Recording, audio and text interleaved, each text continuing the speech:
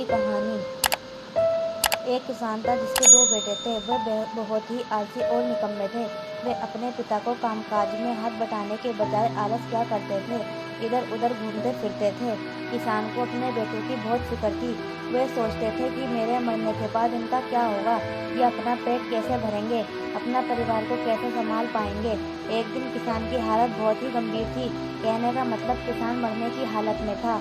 ने अपने दोनों बेटों को बुलाकर उनसे कहा कि हमारे खेत में एक खजाना गड़ा हुआ है, लेकिन वह किस जगह है उसकी जानकारी मुझे भी नहीं है, लेकिन खोदने के बाद तुम्हें वो खजाना मिल जाएगा। इतना कहकर किसान भगवान को प्यारे हो गए। खजाने की खबर सुनकर दोनों बेटों के मन में लालच आ गया और वह दोनों खेत पर चले गए और खेत को खोदने लगे। वह खजाने की लालच में कुछ ही दिनों में पूरे खेत को खोदने के बाद वे घर जाकर बैठ गए और वे अपने पिता को कोसने लगे। इसी तरह कुछ महीने बीत गए और वर्षा ऋतु का आगमन हुआ। किसान के बेटों के पास पेट भरने के लिए सिर्फ एक ही जरिया था, वो है खेती। तब बाकी किसानों की तरह किसान के बेटों ने भी खेत में बीज बोने शुरू कर दिए।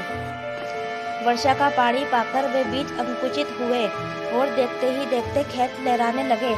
ऐसा लग रहा था कि हवा के झोंके से लहरा रहा था।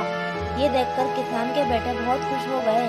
उनको समझ आ गया कि परीक्षा में सच्चा धन होता है और वह उसी तरह से अपने पिता के शब्दों का मोल भी समझ गए और अपने कामकाज में लग गए।